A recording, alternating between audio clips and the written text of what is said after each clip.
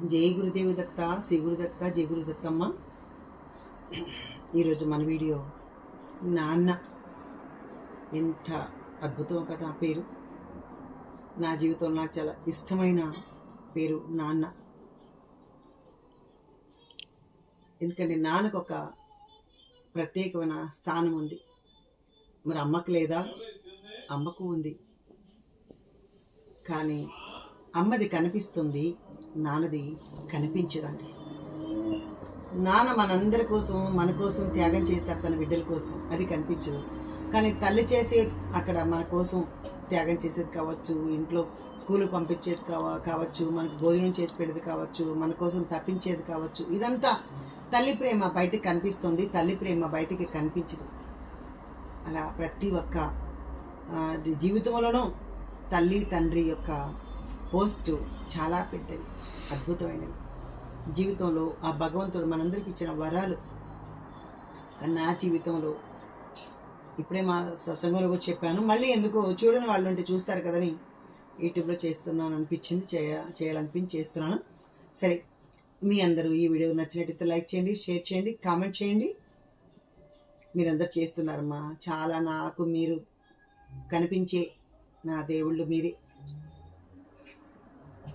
ఇంకా నాన్న అనే పదం చాలా అద్భుతమైందని చెప్పుకున్నాం.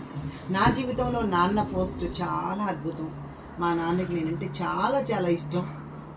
నన్ను ఎంతో ముద్దుగా పిలుచుకునేవాడు నాన్న. ఏం మా నాన్నైనా ప్రతి ఒక్కరు పిలుచుకోరా? పిలుచుకుంటారు.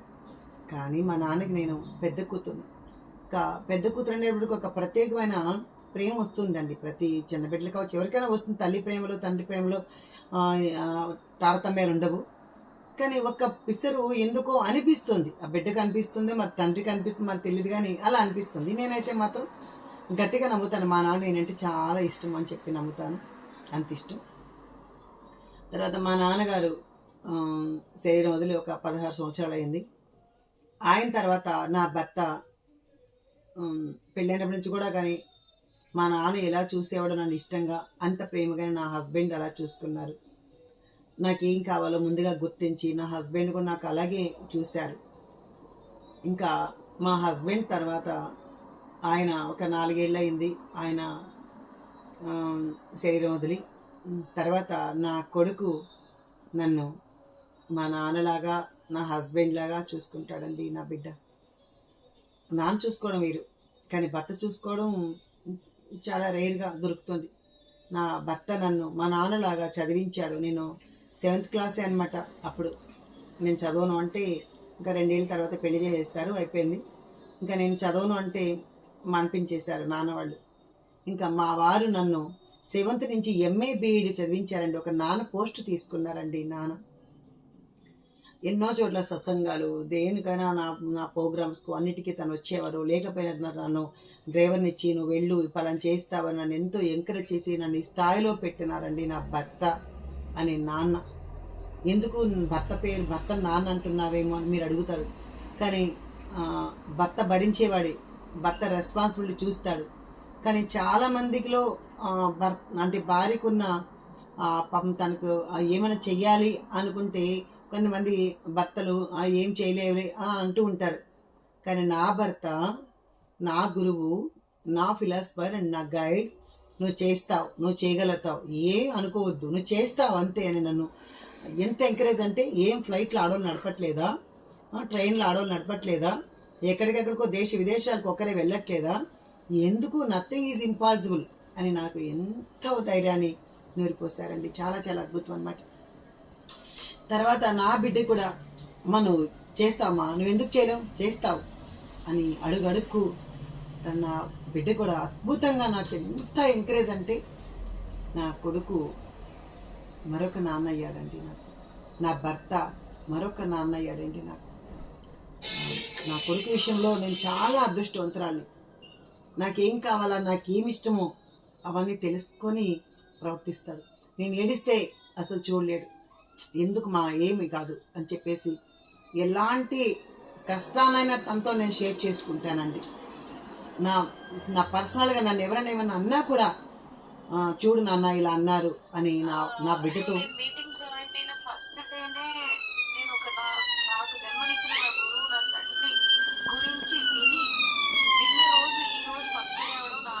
నేను ఆ, నా నా కొడుకు గురించి గొప్పగా చెప్తాను.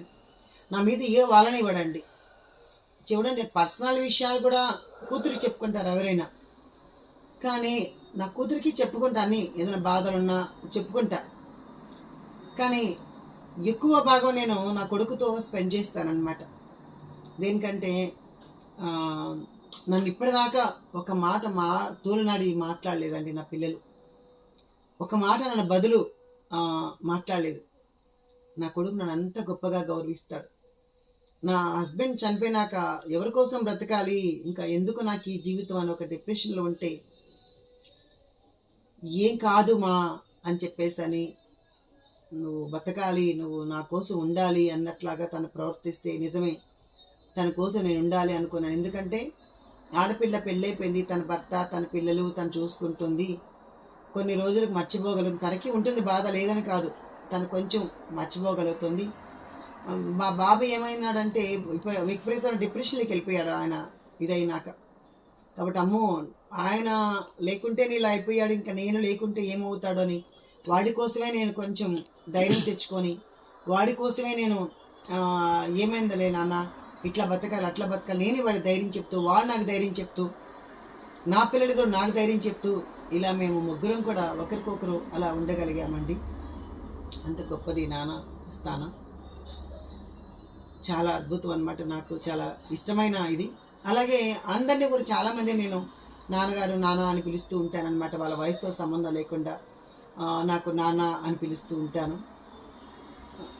అందులో ఇప్పుడు మా శ్రీనివాస్ సార్ గారు నా గురించి ఆలోచిస్తారనమాట. అమ్మ నువ్వు ఫీల్ అవ్వద్దు, దేనికి ఫీల్ అవ్వద్దు, సార్ కోరిక నిన్ను అంత గొప్పగా చేయాలని, నేను సత్సంగాలు చెప్పాలని చాలా కోరికని మీ ఫ్రెండ్స్ ద్వారా నేను విన్నాను, మీ పిల్లల ద్వారా నేను విన్నాను అంటే బాబు మాట్లాడుతూ ఉంటాడు, ఆయనతో విన్నాను.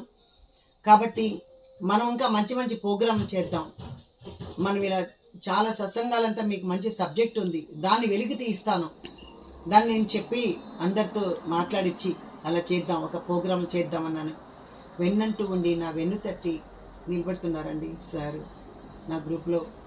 నేను ఒక రోజు 2 రోజులు రాకపోయినా కూడా నేను చెప్తానమ్మా అని సార్ చెప్పి మన గ్రూప్కి నాకు ఎంతో ఒక సలహాలు ఇస్తారు. ఇట్లా చేద్దామమ్మా, అట్లా చేద్దాం అని చెప్పి ఒక సలహా మంచిగా ఇచ్చి నాకు అడుగడుగున తోడు ఉంటారండి ఆ శ్రీనివాస్ గారు, వాళ్ళ దంపతులు ఇద్దరు కూడా. వాళ్ళకు ధన్యవాదాలు తెలియజేసుకుంటున్నాను. అలాగే నా దత్తబిడ్డల్లో కూడా ప్రతి ఒక్కరు కూడా నన్ను అమ్మా నాన్నగా చూసుకుంటారు, నేను వాళ్ళని అమ్మా నాన్నగా చూసుకుంటాను. వాళ్ళకి ఏదో కష్టం వస్తే నాకు చెప్తారు, నాకేదన్నా చిన్న బాధ ఉంటే నేను వాళ్ళతో పంచుకుంటాను. ఇలా అందరూ నాకు నాన్నలే, అందరూ నాకు అమ్మలే. అలాగే నేను అందరికీ అమ్మనయ్యాను, నాన్ననయ్యాను. నాకు ఆ మదర్స్ డే, ఫాదర్స్ డే అంటే ప్రత్యేకమైన రోజులు అనిపించదు. ప్రతిరోజు మదర్స్ డే, ఫాదర్స్ డే కదా, దీనికి ఒక ప్రత్యేకమైన రోజు ఎందుకు అనుకుంటానన్నమాట. కానీ ఎందుకో మరి పోనీ అలాగైనా ఎందుకు పెట్టారు అనుకుంటారంటే, కనీసం ఒక సంవత్సరానికి ఒక రోజన్నా తల్లిదండ్రులని గుర్తుపెట్టుకొని పెట్టుకుంటారేమో అనుకుంటారు. ఎందుకంటే చాలామంది పిల్లలు కూడా తల్లిదండ్రులు మర్చిపోయిన పిల్లలు కూడా మనం చాలా మందిని చూసి ఉంటాం. లక్షల్లో ఒకరు ఉంటారు అనుకోండి, చాలామంది తల్లిదండ్రులతో ఉంటారు, అక్కడెక్కడ ఉంటారు. అలాంటి వాళ్ళ కోసం ఇలాంటి రోజులు పెట్టింటారేమో నేను జస్ట్ ఊరికే అనుకుంటాను అనమాట. అది నా భావనే.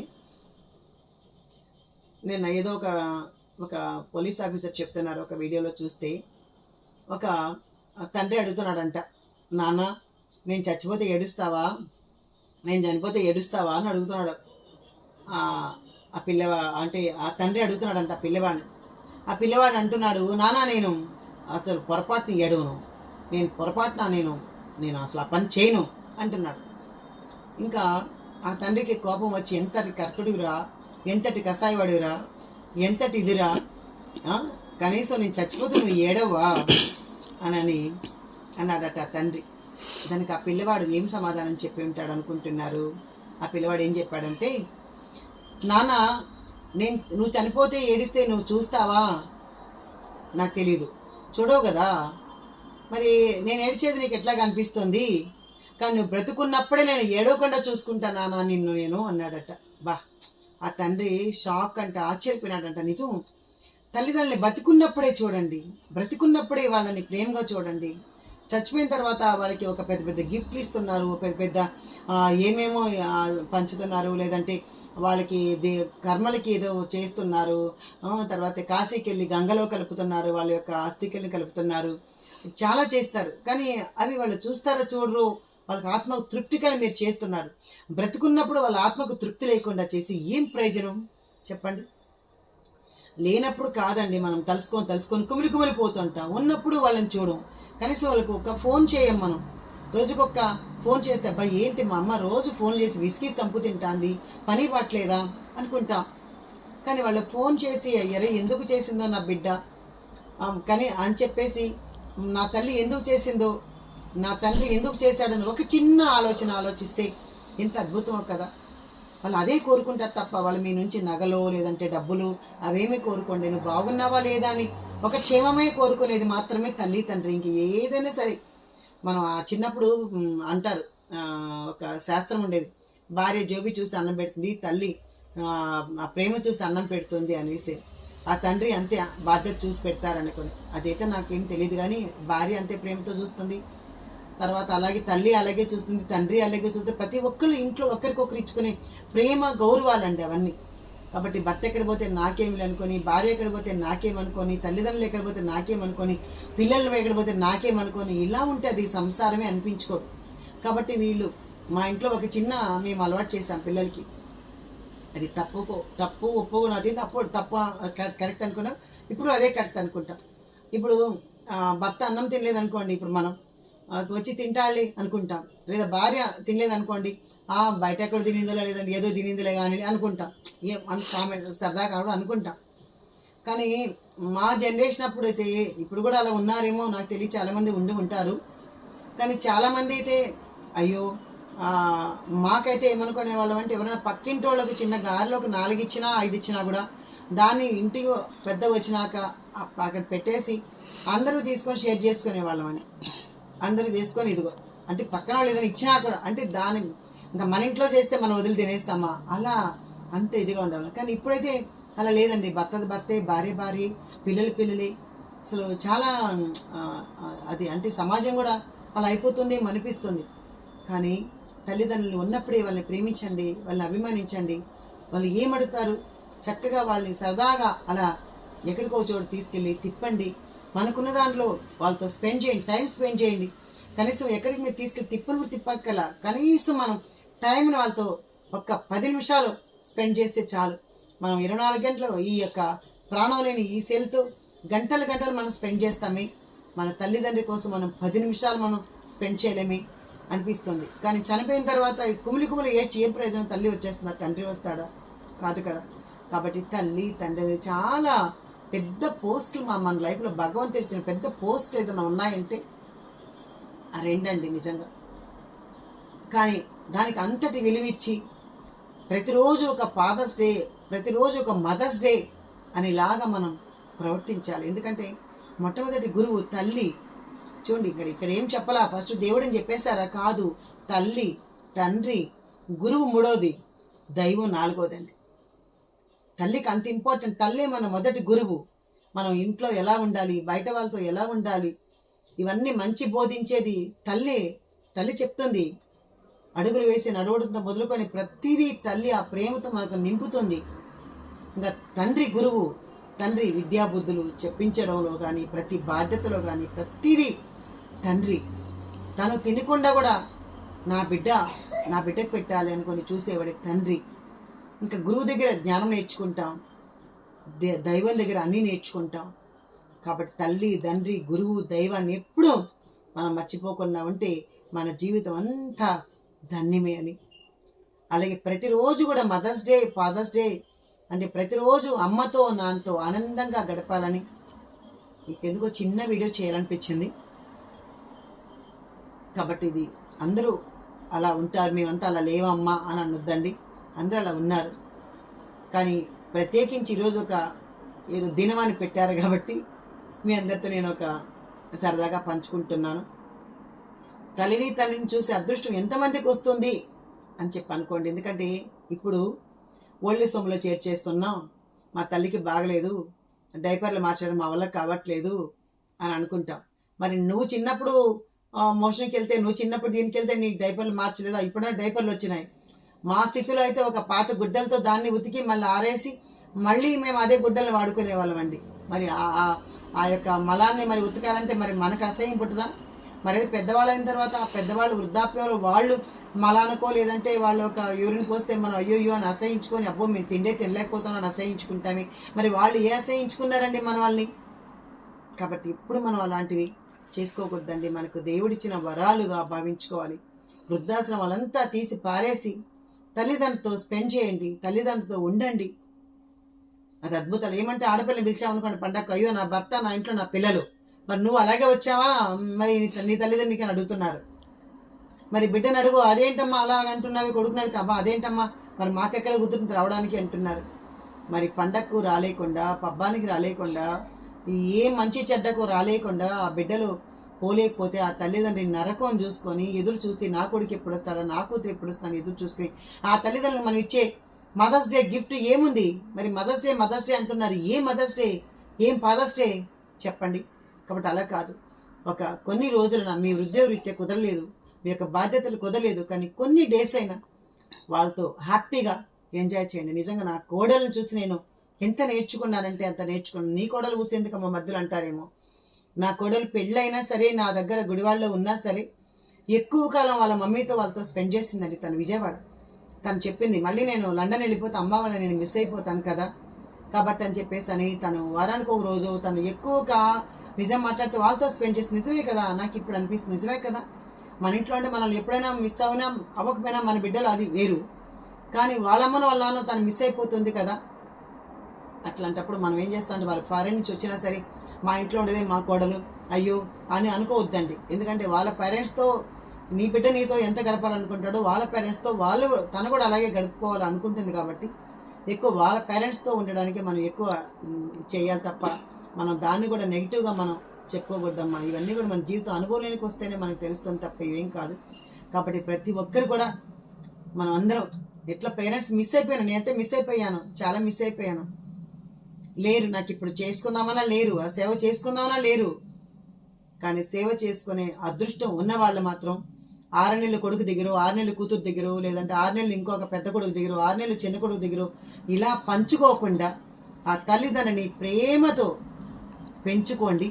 మనం చిన్నప్పుడు మరి మన తల్లిదండ్రి అలాగే 4 పిల్లలు పుట్టినా 10 మంది పిల్లలు పుట్టినా తల్లిదండ్రి వంతేసుకొని చూసుకున్నారా? నా బిడ్డల్ని కూలి చేసైనా సరే, నా బిడ్డల్ని ఒక ముద్ద తెచ్చి పెట్టినా సరే 4 ముద్దలు పెట్టి పెంచుకుంది కదా తల్లి. మరి మనం ఎందుకు వాళ్ళని వాటాలు వేసి పెంచుకోవాలి, వాళ్ళెందుకు విడదీయాలని ఒక గొప్ప భావంతో ఉండండి. ఆ పాజిటివ్ ఉంది. ఎందుకంటే రూపాయి కూడా తీసుకెళ్ళాం, మనం చచ్చిపోయేటప్పుడు రూపాయి కూడా తీసుకెళ్ళాం. మన ఫ్లైట్లో 250 మంది చచ్చిపోయినారు, ఒక్కరైనా తీసుకెళ్లారా? లేదు కదా. మరి అలాంటిది మరి మనం ఎందుకు ఇంట్లో కావాలంటే మన వల్ల కాలేదనుకో, మన భార్యల వల్ల కాలా, ఇంట్లో కాలా, ఒక మనిషిని పెట్టుకొని ఖచ్చితంగా ఆ మనిషిని పెట్టుకొని ఆ తల్లిదండ్రులని చూసి వాళ్ళ వృద్ధాప్యంలో వాళ్ళ యొక్క జీవితంలో సంతోషంగా పెట్టండి. అన్ని అద్భుతాలే. మీ అందరికీ తెలుసు ఆ విషయాలు. మళ్ళీ ఎందుకో కొంతమంది అలా ఉన్నారు కాబట్టి వాళ్ళ కోసం ఈ వీడియో తప్ప, అమ్మ మేమందరం అలాగే చేస్తున్నాం అనే వాళ్ళ కోసం కాదు నాన్న ఈ వీడియో. ఎవరైనా అలాంటి వాళ్ళు ఉంటే కూడా మీరు కూడా 10 మందికి చెప్తారు అని చెప్పేసి భావంతో, ఎవరైనా ఇంకా ఒకరిద్దరు కూడా ఇలాంటి వాళ్ళు మనకు సమాజంలో ఉంటే వాళ్ళు కూడా మారుతారేమో అని ఒక చిన్న ఆశతో ఈ వీడియో అయితే మీ ముందర పెట్టడం జరుగుతుంది. ఇందులో ఎటువంటి తప్పులన్నా ఉంటే నన్ను మన్నించవలసిందిగా మనస్ఫూర్తిగా కోరుకుంటూ, జై గురుదేవ దత్తమ్మ.